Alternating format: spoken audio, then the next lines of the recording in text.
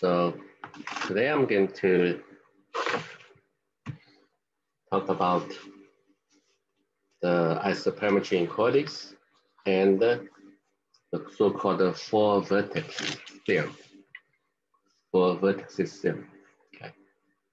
Now, before we talk about isoperimetric inequality, let's take a look at the sine function, cosine function. What's the difference? Well, we know that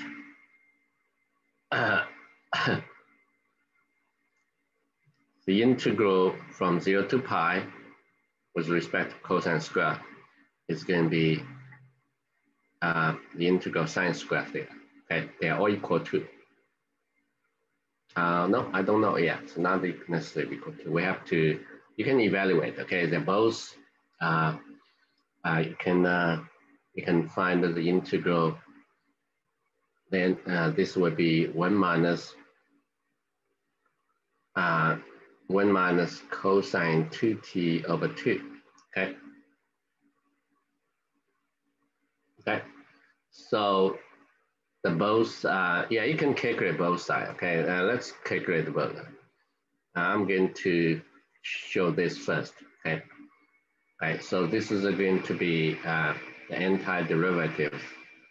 Okay, and the minus. I think this will be sine 2t divided by 4, right? This is antiderivative, and you evaluate the two endpoints. And then this is going to be just pi over 2, right? The other one is sine 2 pi minus sine 0 is going to be 0. So, okay. Similarly, you have this one, right? And in this case, I think it's a 1 plus cosine 2t, right? And dt. And by same idea, the second part, the integral is always 0, okay? You evaluate two endpoints, so it's pi over 2. So what we conclude is it is going to be the same, okay? So it is going to be the same. All right, the sine function is a periodic function, right? So if you let ft to be sine t, this is a periodic function. It is periodic function. It also has the following property. It's going to be 0. This is a periodic function with period apart, right? Then you will see that this is going to be f prime squared dt equals, okay?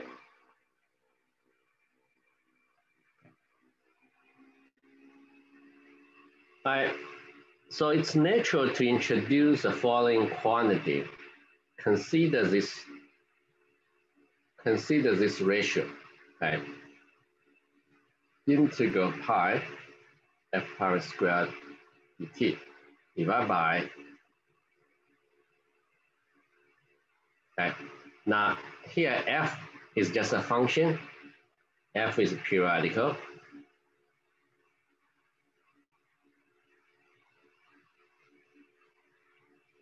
Okay. And also f0 equals f pi equals 0. We only consider those functions. And you take the infimum of all over this such f. And this is going to be a number. Okay.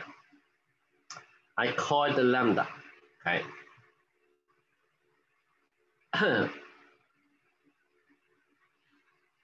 Now, clearly, lambda is going to be less than or equal to 1 because I can let f to be f take a special function, just sine t. So the numerator equals denominator, that's going to be, right, 1. So we take the infimum, that is the infimum means the smallest possible value, right, minimum value among all those quotients, right? So first of all, you will see lambda is less than or equal to 1, okay? And just since when f when f equals sine t, use the quotient 1, but lambda should be less than or equal to any of those quotients, right? So that was a guy, he proved that actually, in fact, lambda is going to be 1, okay?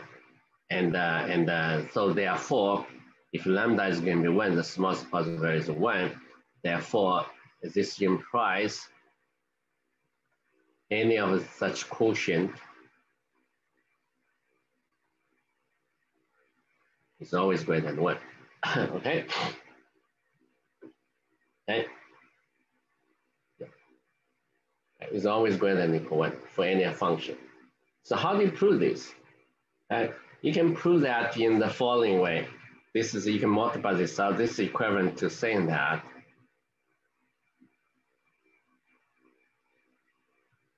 dt is greater than equal to 0, right?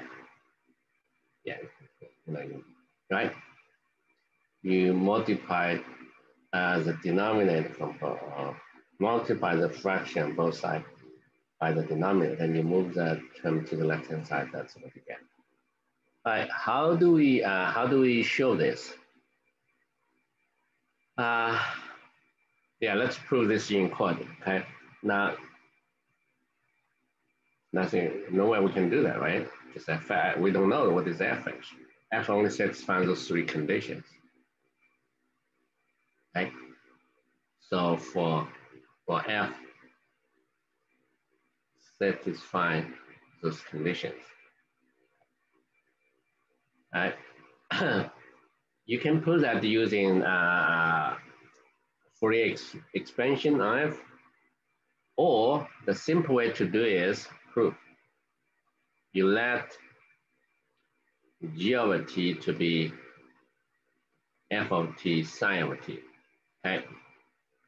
And this is a well-defined actually smooth. First of all, it's periodical, okay? G of t plus pi equals g of t, okay, for any t.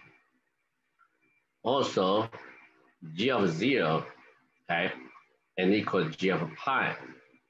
That's going to be the limit as x approaches 0, f of t sine of t, okay? And by the L'Hopital's rule, actually, this is it's the same as yeah, this is a periodic function actually. So you can even show that this is going to be f of 0, and you can show this is the same value. Okay, that's a differential. So anyway, this function is well defined, smooth g of t. Okay.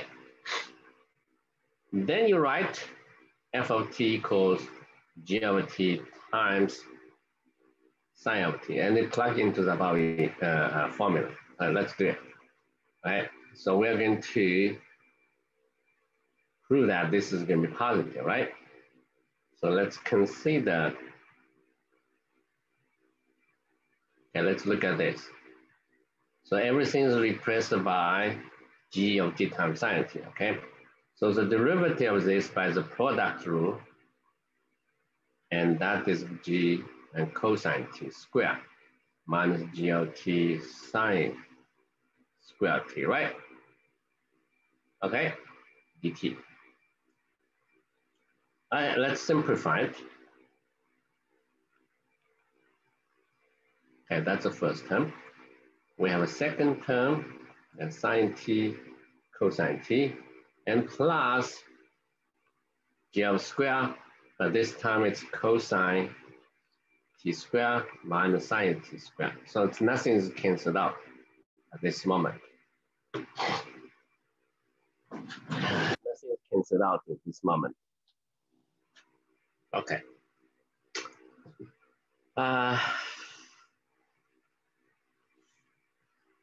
Yeah, but let's do something for this part. Okay.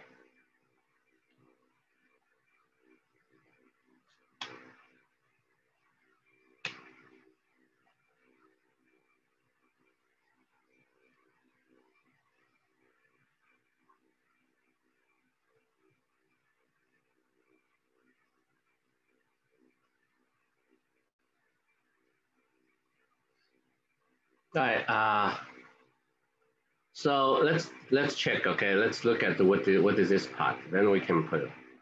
Okay, it's twice of 2g power sine t cosine t, right? And dt, so from 0 to pi. Okay. Right. I don't like the g power, so I'm going to change it to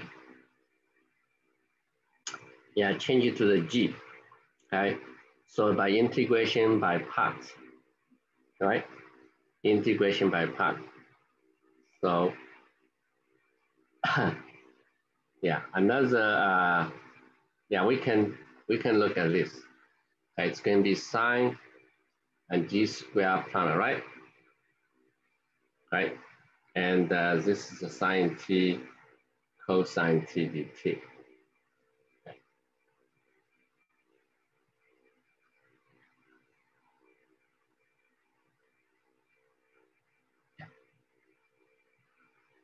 So you can this is also can be written in the form half of sine 2t, right?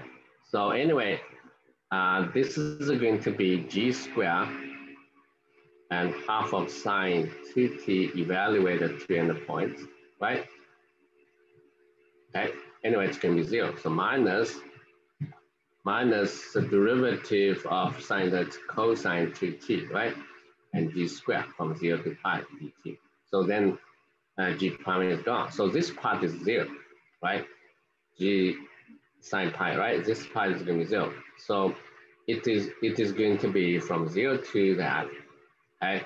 And the cosine 2t and g squared dt. But this is also cosine 2t, right? So that means I have a negative sign, positive sign, they all cancel out, okay? So if you use that, then what I got here by simple computation is going to be only one integral.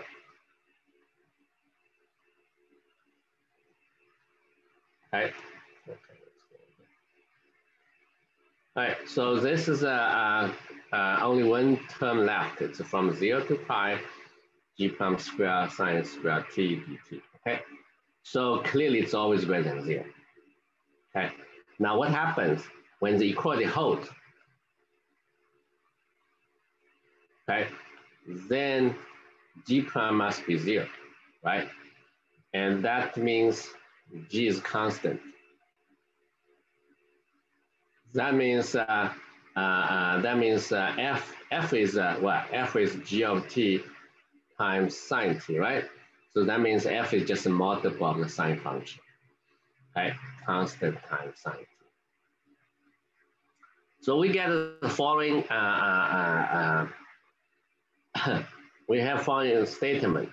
The statement says that, okay, this is the fact, right? So the integral from 0 to pi f power t square is greater than integral from 0 to pi f t dt. Okay, always true for any function f, periodic function, and has a value 0 at pi and 0.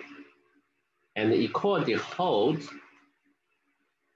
if and only if f of t must be lambda sine t, right? For some constant lambda, okay? And you can check that, right? And you put sine t there, that's what we did at the very beginning. So this is a very useful inequality. All right. Okay, now we consider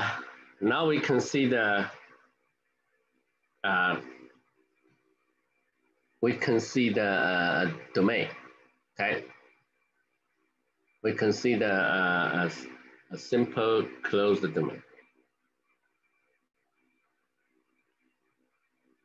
A simple closed curve, okay? And it's include, this is a gamma, okay? It's going to be like that direction, okay? what we want to do is we want to compare again. We want to compare the we want to compare the we want to prove prove that the area of gamma is less than or equal to 1/4 pi the length of gamma square, or try a slight different version, or -4 gamma is going to be greater than 0, right? It's very similar to the above inequality. You have to prove this inequality. So how do you prove that? Yeah. So we So this is called the isoperimetric inequality.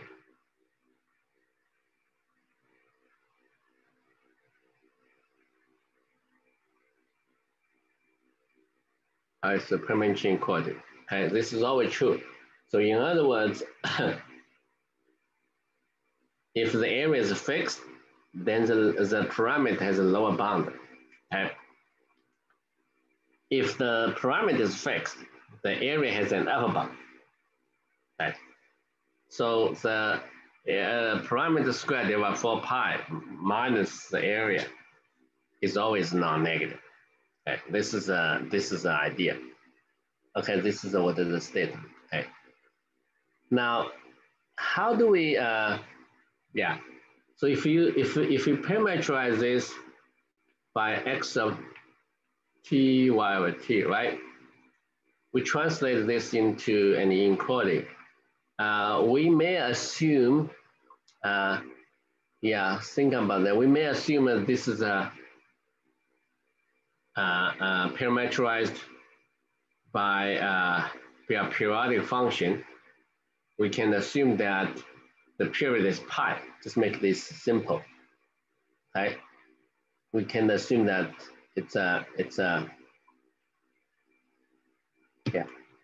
right?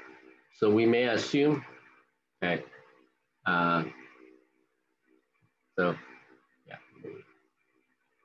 let gamma t be a parameterization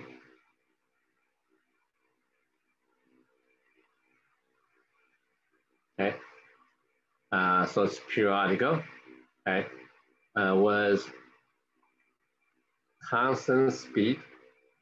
It's not necessarily the argument. Constant speed, okay. So that means,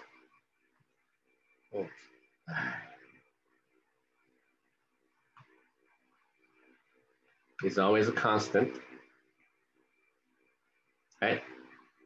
It was a constant speed and period of pi. So we normalize it, okay. So that means, there's a relationship, okay. So the length, the parameter is integral from 0 to pi, right? Okay. So that means it's constant. So that's just c pi. So the relationship between c, the constant c, and the length is going to be this, okay? Okay, that's all we need, okay? And I can express as xt, y over t, okay? So recall the area formula, okay? We want to compare, right? We want to compare the both sides. So recall the area formula, right? And area formula is going to be,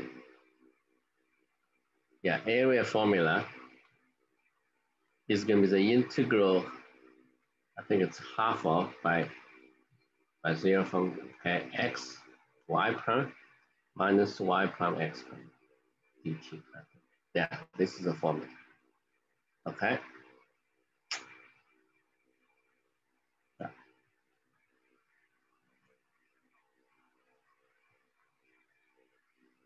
Okay, and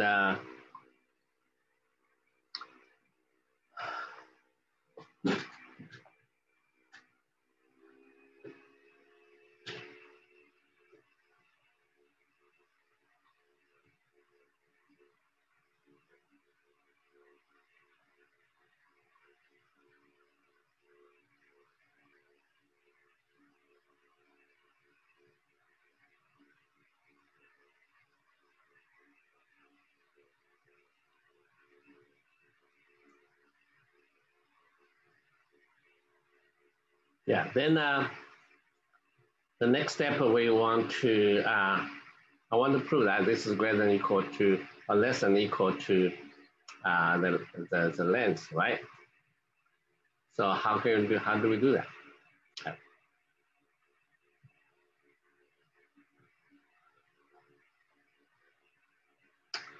Since this is a constant speed, okay? So the length is square. Okay? The length is square. Okay? This is going to be the length is already c square pi, right? Pi square, right? Make it easier. So it's going to be, if I want to use yeah, this is going to be just pi dt, right? Okay. But c square is better to describe. So it's going to be x prime square plus y prime square dt, because this is a constant. Okay. Okay. Now, what is the next step? The next step is this gamma square over 4 pi minus area. Okay, so divide by 4 actually is then divide by 4 pi. So actually it's only a quarter of this. Okay, minus 1/2 of that.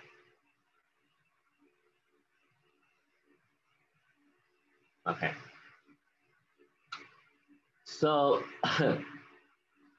so you have to, yeah, you have to find a way to make sure this is greater than or equal to 0. Okay. Right?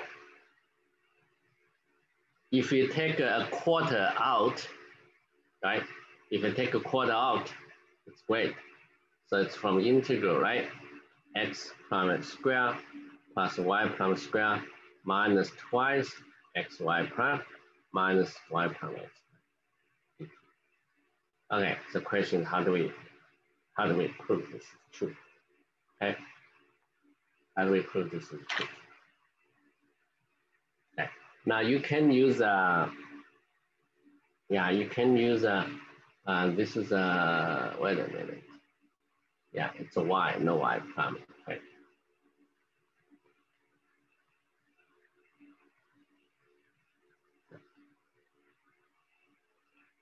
So in order to make the leak simple, what we're trying to do is we use a polar coordinates, make it easier.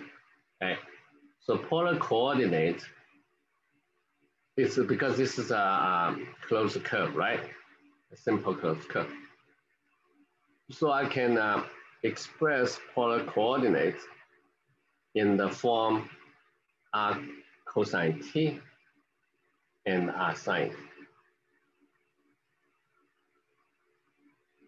Right? R cosine t, y equals r sine t. R is a function of t, okay? R is a function of t. So we plug them into the above formula to see what we can get, okay? To make these simpler. And let's try to compute, okay? X prime is r prime cosine t plus r sine t, right? Y prime is going to be r sine t plus r cosine t. Okay. R is just this one. This, of course, is periodic function with period of 2 pi. Okay.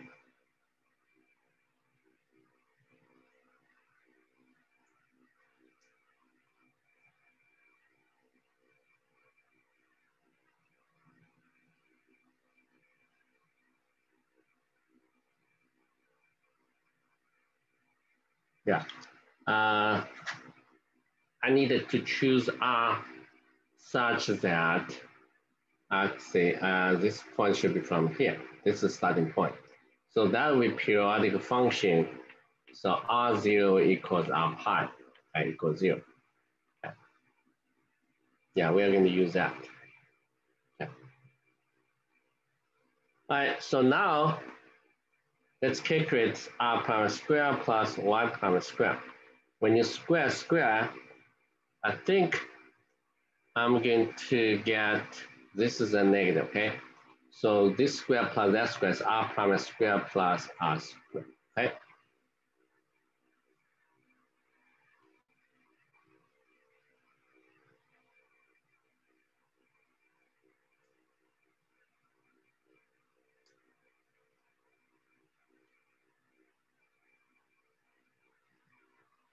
Oh, this is a, sorry for that. This is it's my mistake, yeah. This is for the angle. Okay, so this is theta t, not a, this is a theta t, not a t, okay? So this will be theta prime.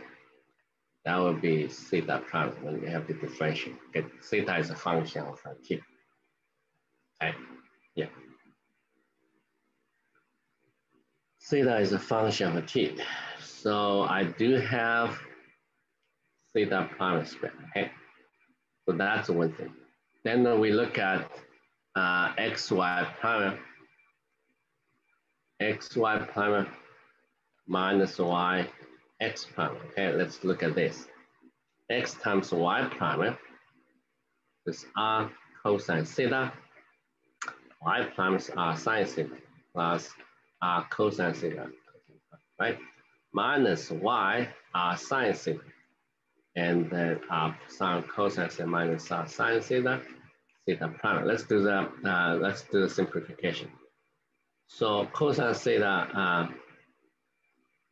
yeah, this is x, y, and this is, yeah.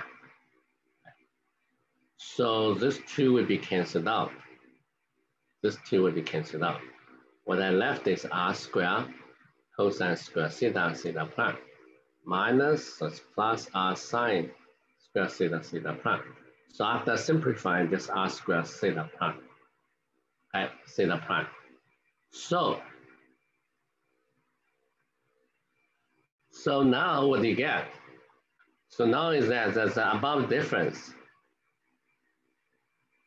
Okay, it's going to be the integral from 0 to pi r prime square plus r square theta prime square, okay? Minus, minus twice because there was a twice here. And r square theta prime dt. The question is whether, this looks a little bit simpler, whether this is going to be non-negative, okay? Whether this can be non-negative, okay? And this turns out to be, see this part, okay, look at this part. It's r square theta prime square minus 2 theta prime. So this, if you add the plus or minus 1, then you get this. Then you get, right?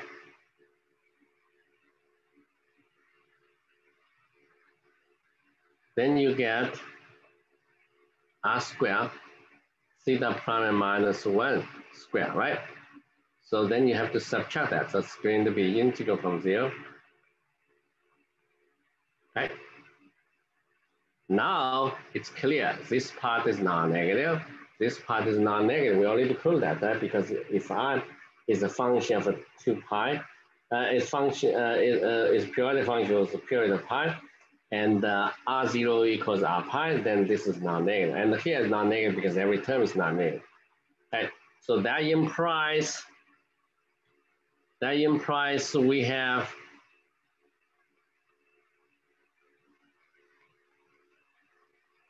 greater than 0. Okay. And the equality holds if and only if, yeah, let's see, equality holds. You want to see that equality holds, okay, if and only if, look at the above inequality, theta prime must be equal to 1, okay, and r must be lambda sine t. Those are two conditions, and you can show that theta is a function of t. Okay, and then then you can see it must be a great circle. Okay, look at this picture again. So this is a point, right? This is a R. This is theta. Okay, and here's a T, okay, at the time T.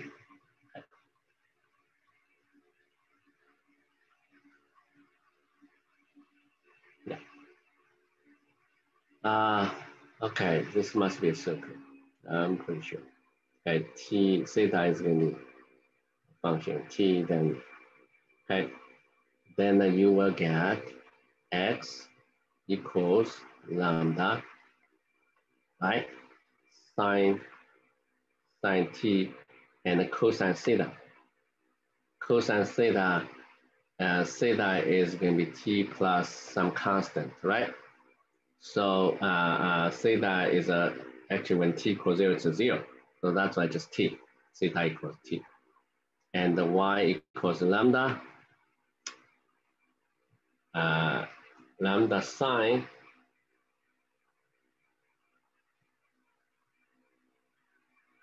and sine T.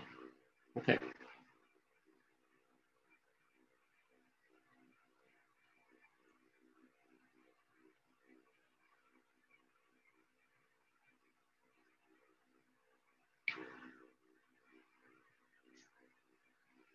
All right,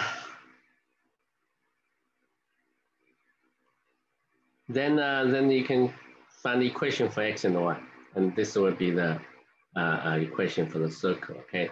So I think theta, if theta, this should be the tangent point, theta, theta, we assume that theta 0 is going to be, you can assume it's 0, okay? Right. Then theta pi is going to be pi, right? So this will be starting from here, T equals 0, right?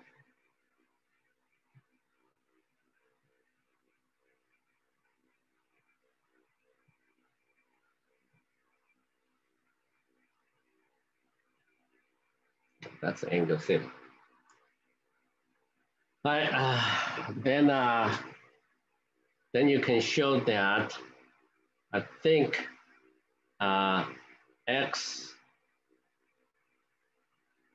squared plus y minus lambda squared is going to be 1. Okay, if you look at the picture, the center must be here, right? Right, the center must be here. Okay, so you can say that lambda for x, okay, this is it's going to be square plus lambda for y. I think I'm going to put 1 here on the top, okay, and to see what we get. So it's going to be sine t cosine t squared plus sine squared t minus 1 squared. Okay. All right, so we hope we can get, yeah, the sine squared t cosine squared t, and here's a sine to the 4th power t minus 2 sine squared t plus 1. And you take this sine squared t out.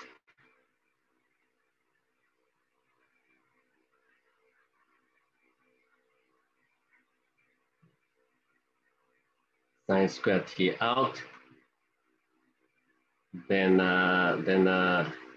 cosine squared plus sine squared 1, and now that's 2 here, so I have to minus divided by 2. So then you have 4 here, that's right. Okay, so then you will get sine squared t plus 1/4, and finally just 1/4. Okay, so this is indeed a circle. Okay, each question circle. Okay, okay, so that's the end of the proof. It's a little complicated, but the idea is just express the length and the area. Express the length and the area, and in the integral form, and take a difference, and we're trying to simplify the integral, and then you will see it's greater than or equal to 0, and then you look at the equality holds. When the equality holds, and this just a great circle. Now the application is very simple. Okay, among all the closed, simple closed curve, okay, the circle has a maximum area. So that's roughly speaking. Okay? Yeah, among all closed, simple curve with the same parameter, the circle has the maximum area.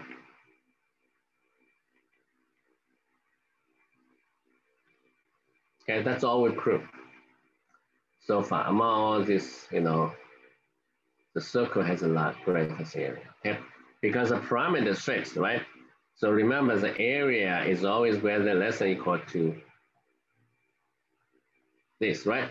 So the length is parameter is fixed, then the area is always less than equal to that. When the equality holds, only when the closed curve is a circle, okay?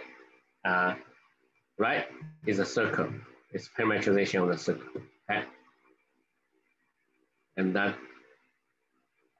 that sounds simple, right? But we have to prove it. That's what we prove. We prove this inequality, then we get this result, okay? So if you are given a fixed length of a fence, and you have freedom to decide which shape you can make, like for example, make a area for the dog, right, in the backyard.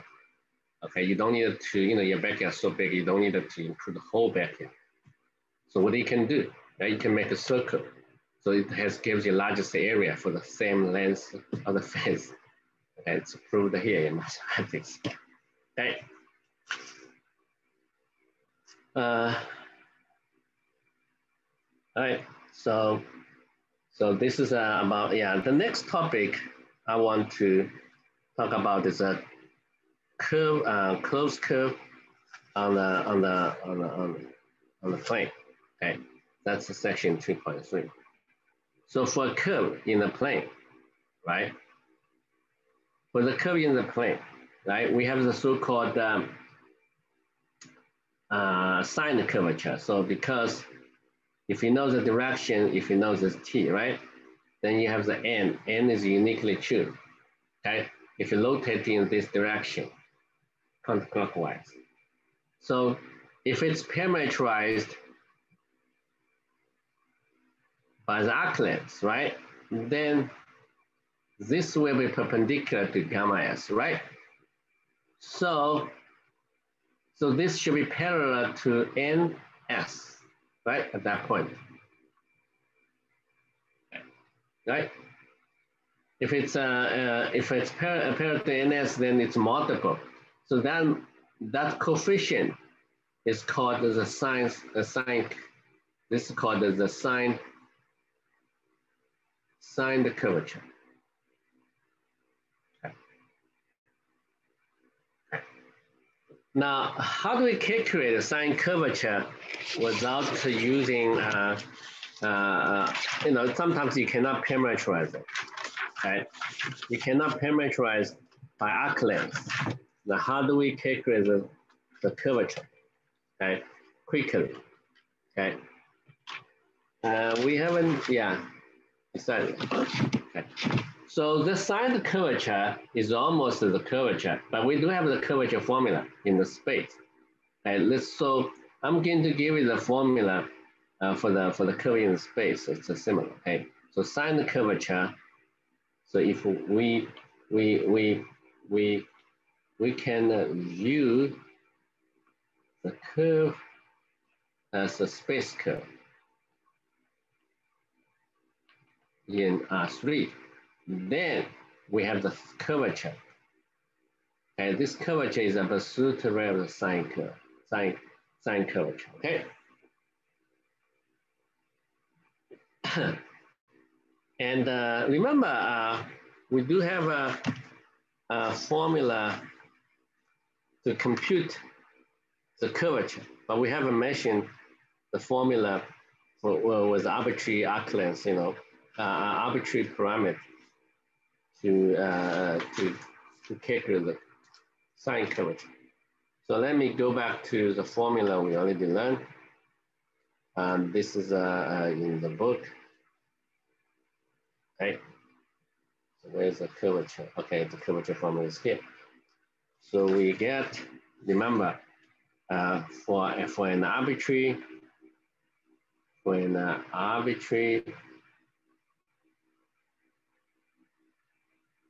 parameterization,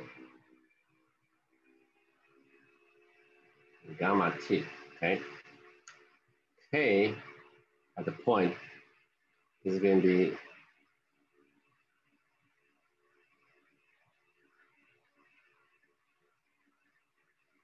right.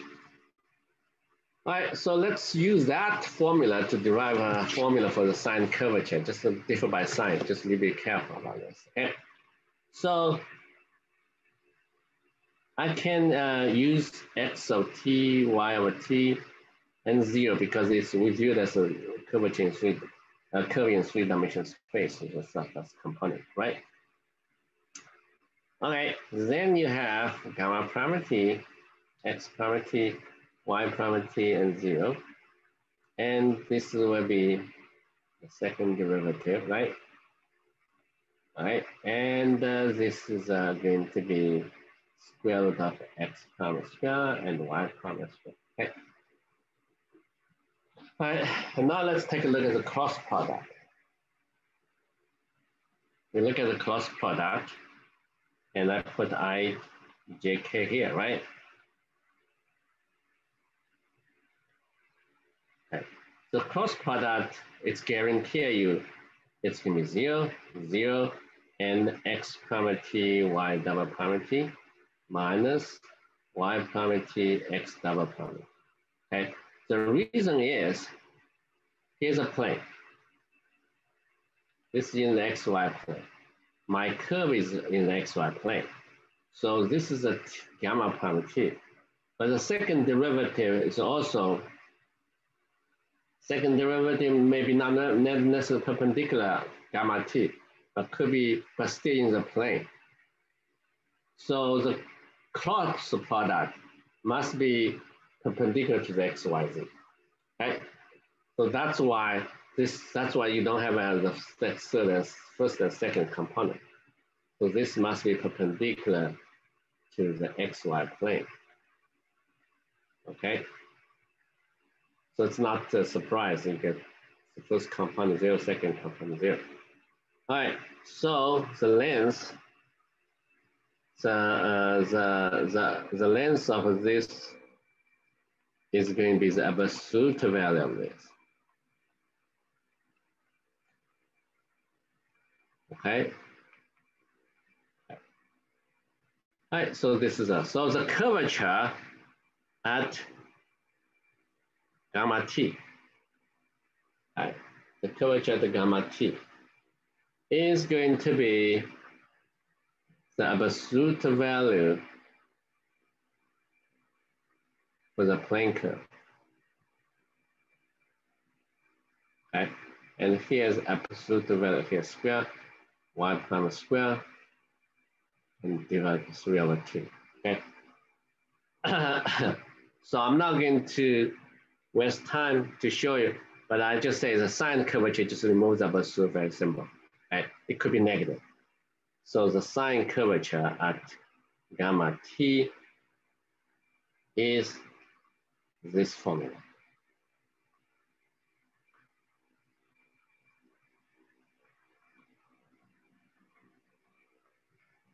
All right.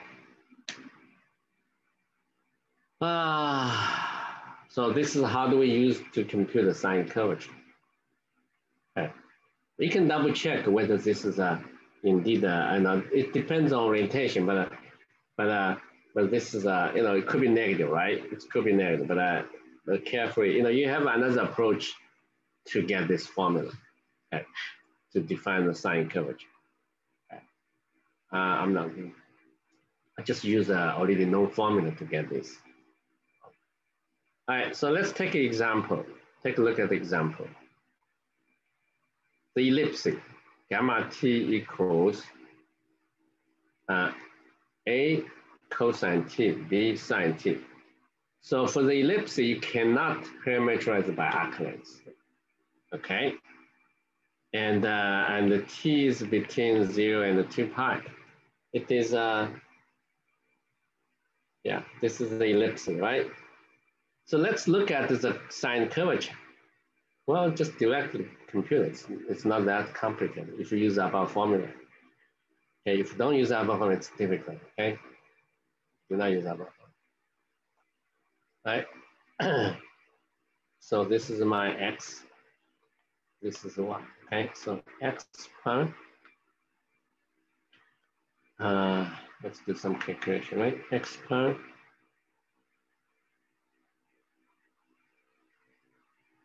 equals negative a sine t, and the y prime equals b cosine t. X double prime is negative a cosine t. Y double prime is negative b sine t. Okay, so plug them into the above formula, and the sine curvature is going to be, let's see, what do we get? X prime double y prime, so ab sine square t minus it's plus ab cosine square t, okay? And here in the denominator, it's going to be a square sine square t, b square cosine square t, and it cannot be simplified. Okay, so that is a curvature, sine curvature. It's always positive. Yeah, it's not surprise, it's always positive, right? It's AB.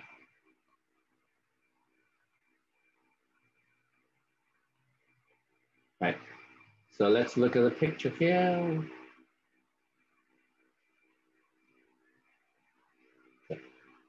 So it's always positive because in that direction, right? It's like a circle, you know, this is a T, capital T, that's capital N. So when you differentiate, you get, you know, this, it's a proportional, positively proportional to the N. So the sine curvature will be positive, okay? And if it's parameterized by arc length, it will be, yeah, the second derivative of the gamma s is always equal to the sine curvature s ns. But this sine curvature is it's a s, right? That's how do we define. So this sine curvature clearly is always positive, okay? By using the more natural parameterization, parameter t, then you get this. And clearly, this is a periodic function, right? And it's not going to be constant. Yeah, it's not going to be constant.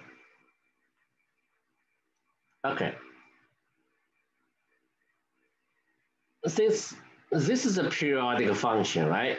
The periodic function does not have a constant. It's not constant. It's not a constant.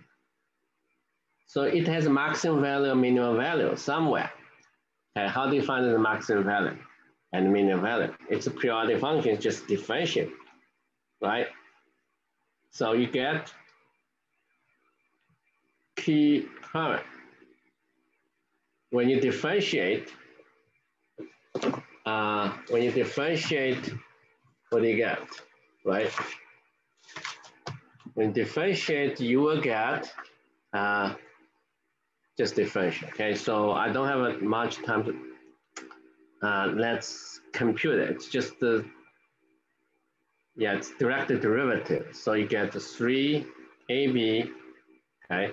And that is a b square minus a square sine t cosine t. The denominator is still same.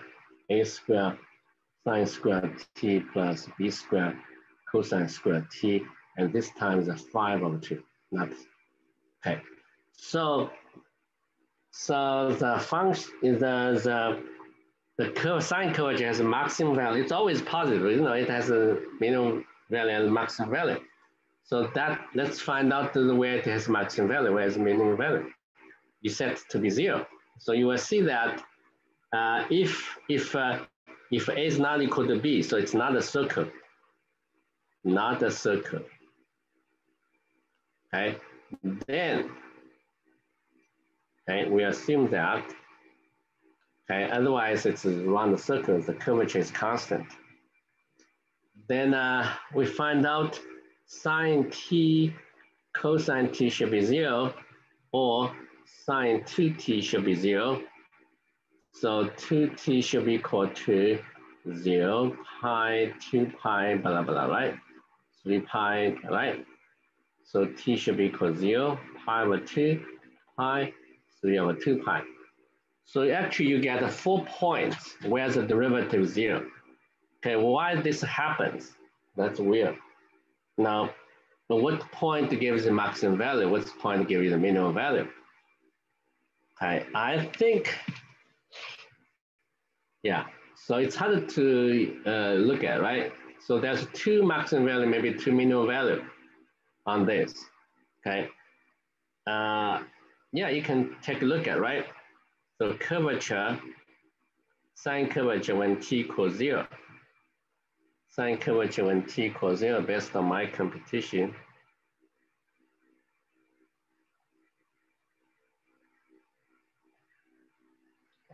I need to charge my pen a little bit. So sine curvature, you can figure out, right, which one has a maximum value. Then depends on the value of A and B. Okay, if A is greater than B, it looks like, you know, the sine curvature, if I draw the ellipse in this form, and then it's clear that the left vertex and the right vertex, at those, the sine curvature has maximum value. Then the sine curvature has a minimum value, okay, at the top of the vertex and the lower vertex. Okay. So, so this is going to be when t equals 0,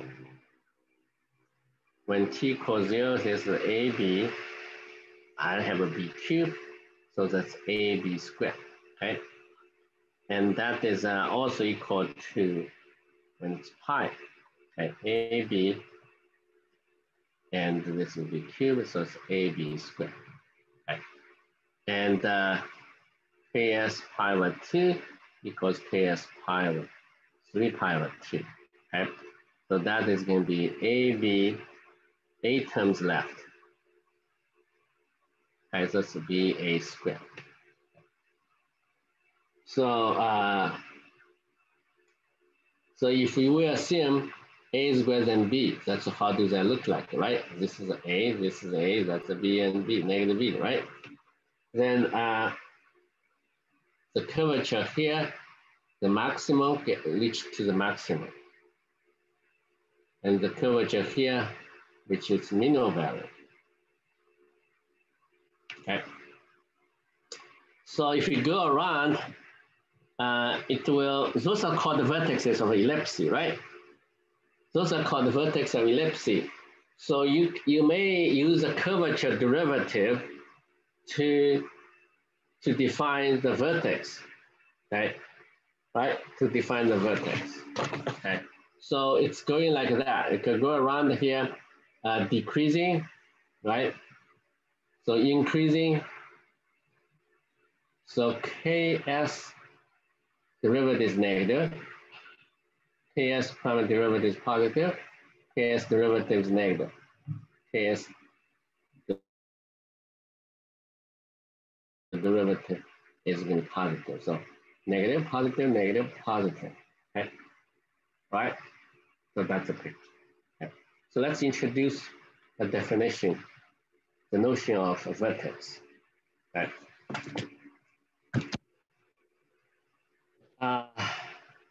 It doesn't matter the parameterization, okay? So a point P is called a vertex if the curvature, sine curvature, the derivative of sine curvature at that point is 0, okay? And this is independent parameterization. Yeah. Well, yeah, it's independent parameterization. The curvature is defined. You know, if you even use use a different parameterization and to the new variable, the derivative is still 0, okay? So you can assume that this is a, arc length, no problem. All right. So for a closed curve, how many vertices are there? How many vertices are there?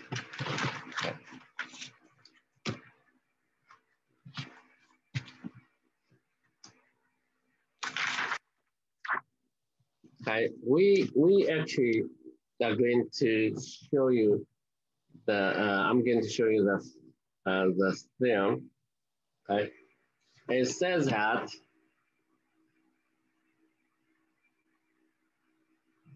every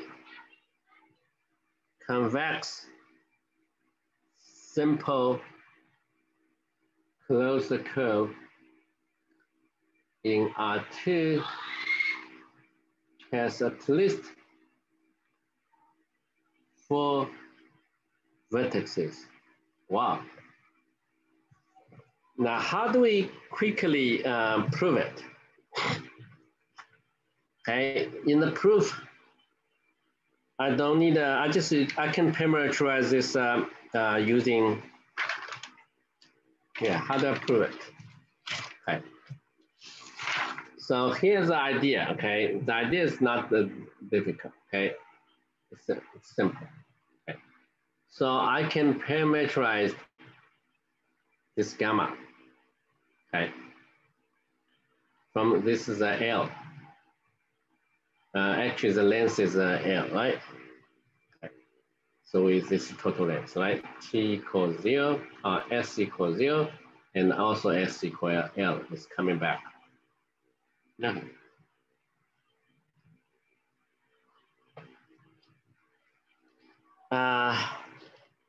We may assume, okay, here's the proof. We may assume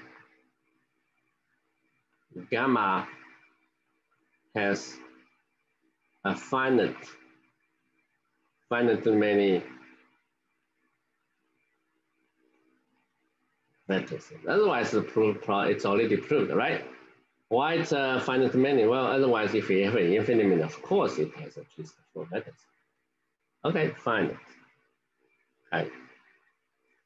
Then, okay, then what do you see?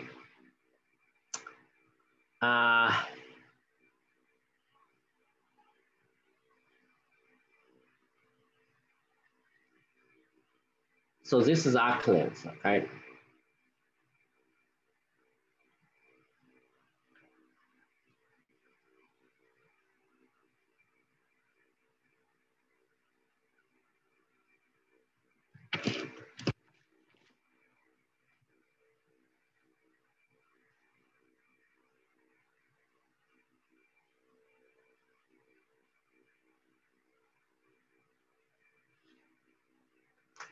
So,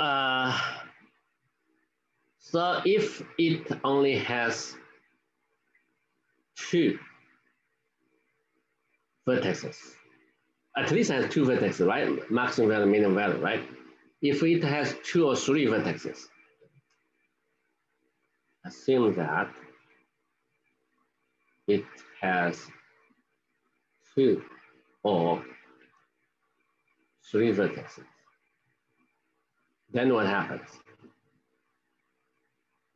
Okay. In the case 1, 2 vertices. Okay. If it has 2 vertices, then you will see that along the circle there's 2 parts.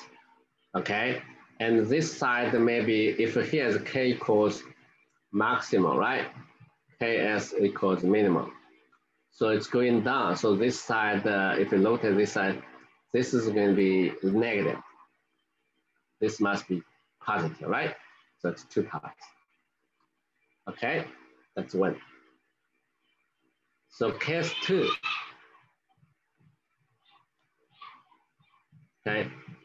If there are 3 vertices, if possible, then you don't know somewhere, right? Okay, so where's my, okay. So you don't know which side, right? Doesn't matter, right? We assume, so we still have a KS. That is a KS equals maximum. So you can say here, if this is a here, and right, KS prime is 0, right, at that point. But it really doesn't matter because this is it does not change the sign, okay?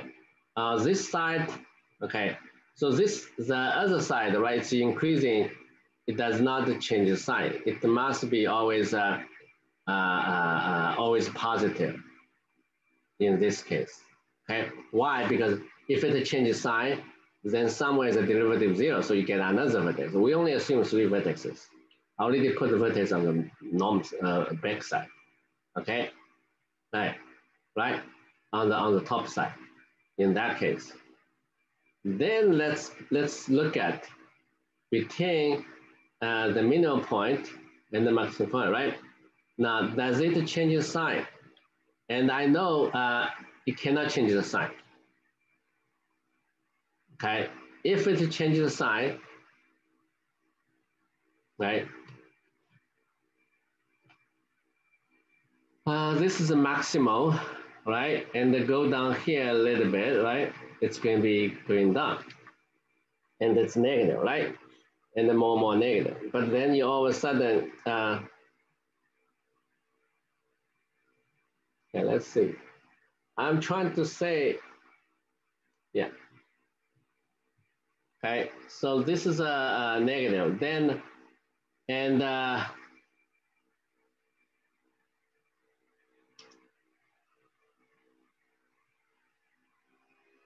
you only can have 2 regions, okay? One side is positive, other side is negative, right? So this is definitely is not going to be up because this is already maximum value. And then nearby here, this is minimal. So the derivative is also negative. So I think this side is always negative. On the other side, maybe somewhere somewhere it's going to be 0. That's okay. Somewhere 0. Okay, but everywhere else must be negative. Okay, negative, negative, then the derivative, yeah, it's possible. The whole function is decreasing. So anyway, what I want to tell you is there's a 2 points. Okay, there is a 2 points. One side, the derivative is always negative, except for a couple points. The other side is also always positive, except for a few points. Okay. So this is what I want to say that in conclusion is there's 2 points. One side is always non-positive. The curve as a derivative, okay? Yeah, this is, I'm talking about the derivative, okay? The derivative. So the other side is always non-positive. That's a guarantee if we have 2 or 3 vertices. Okay, that's enough. And it's equal to 0 only at a few points, okay? Because you don't have more than, you only have 5 many vertices here. So I draw the line, right? I choose a null vector. Okay, I choose a null vector.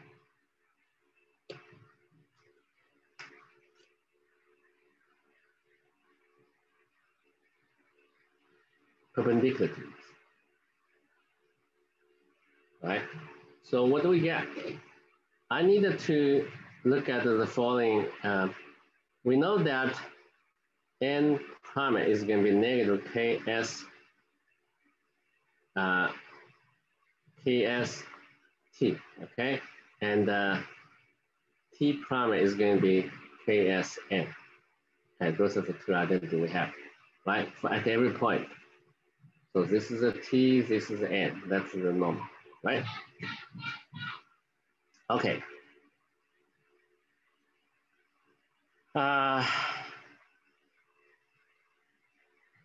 Using this, and I have an n, I'm consider let f of s to be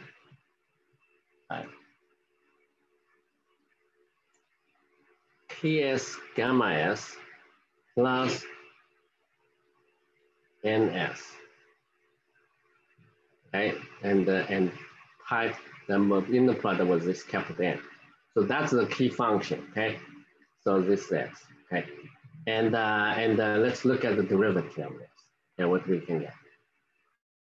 Okay, what we can get.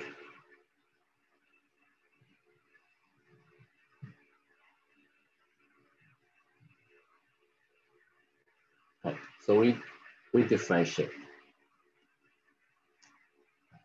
We differentiate. This n is constant, so it's just k prime. Okay. Okay. Plus ks ts plus n prime s n. But n prime s plus that is going to be 0, right? So that is just k prime s gamma s times n.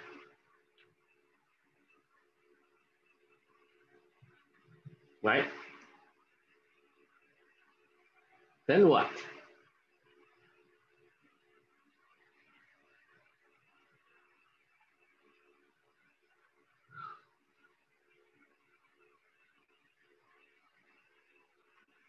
I can choose the n. There's a couple choices for n. If you look at the picture here, okay. So a vector, right? An arbitrary vector, right? The vector in that direction, I can choose this. This is gamma, right? Yeah, this is point, gamma s. So this is a positive, right? Right, if you choose that. Then here, if the gamma is on this side, this will, the inner product will be negative, okay?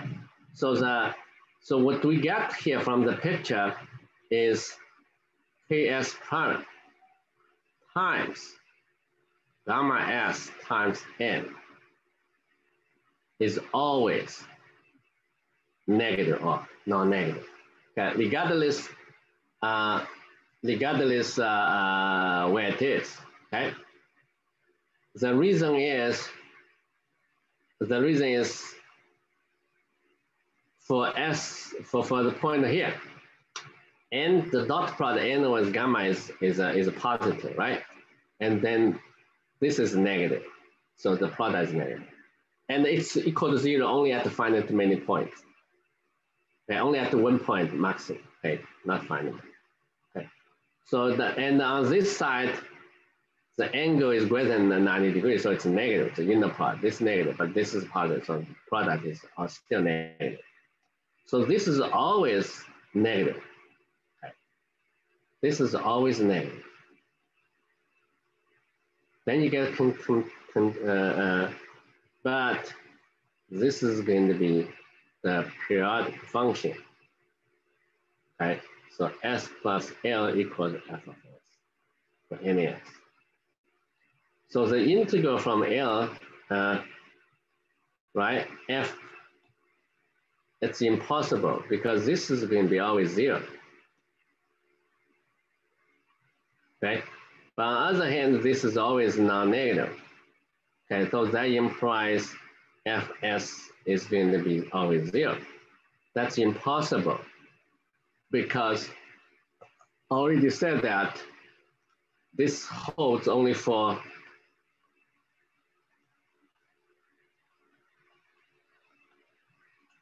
this equals 0 only at a couple points, only at no more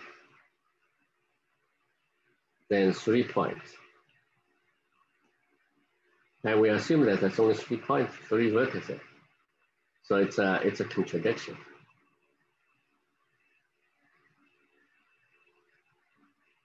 Okay, so that means they are at least our assumption is wrong. So let's go back, okay? Here's the idea, the key idea is like that, okay? You parameterize it by arc length, okay? And then we assume that the gamma has only finite many vertex. So if it, well, we just assume that it has 2 or 3 vertices, the case 1, case 2, okay? In either case, you can find out there's 2 parts on the closed curve. On the one side is the derivative of the curvature is positive or 0. Other side is the derivative of the curvature is positive or negative or 0. So those 2 parts, I draw the line and then choose a normal vector. Doesn't matter which side you choose, perpendicular to the normal vector. Then I claim this is always have the same sign. The reason is Ks prime, right? On the one side is positive, it's all have opposite sign. This also has opposite sign, so that the product have the same sign. Okay, this is on the both sides of the line. The derivative of the sine curvature has opposite sign.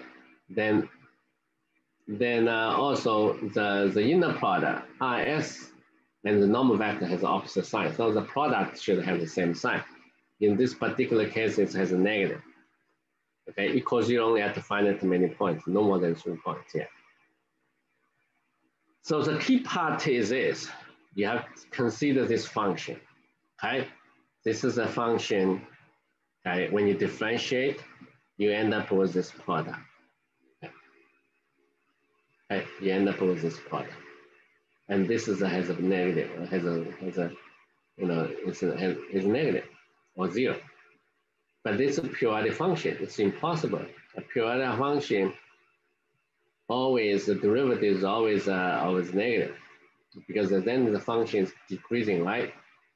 And but its periodic function cannot be decreasing unless it's constant. That's the whole idea.